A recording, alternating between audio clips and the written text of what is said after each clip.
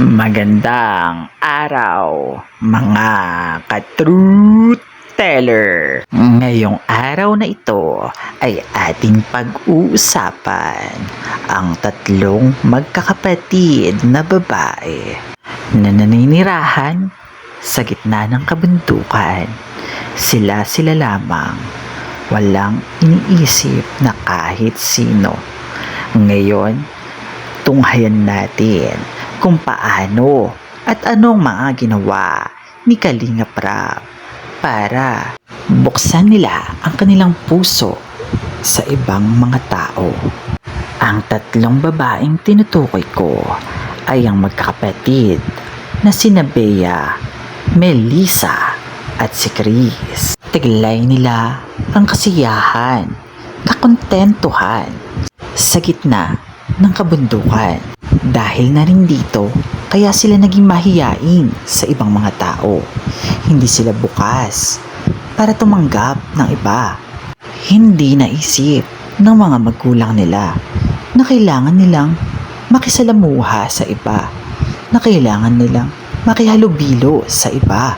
Sinubukan nilang pag-aralin, pero ang nangyari ay nabuli lamang sila. Walang nangyaring aksyon, kaya ayaw na mag-aral ng tatlong magkakapatid.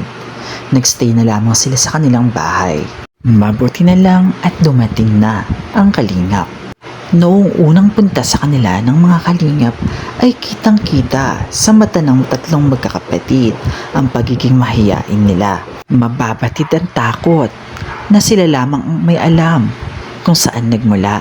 Batid ko naman na maganda ang intensyon ni Kalinga Prab para sa tatlong magkakapatid na ito. Pero hindi ba't mas maganda kung nagsasama sila ng mga babae katulad na rin ng mga Kalingap Angels na maaari nilang gamiting instrumento para kausapin ang Tres Marias na ito. Dahil alam naman natin na mas magiging komportable sila kapag mga babaeng halos kasing edaran nila ang magiging kausap nila.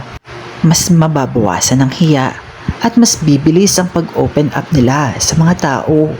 Kahit ako rin naman, makita ko palang ang pagmumukha ni Starax o kaya ni Gelo Mags, pati na rin si David, ay talaga namang kikilabutan, matatakot at mahihiya na ako. Sila pa kaya na may trauma?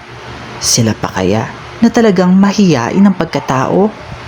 Mahirap mabago ang pagkatao ng Tres Marias na ito dahil nga tunay nilang ugali ang pagiging mahiyain, tunay nilang ugali ang pagiging aloof sa mga tao.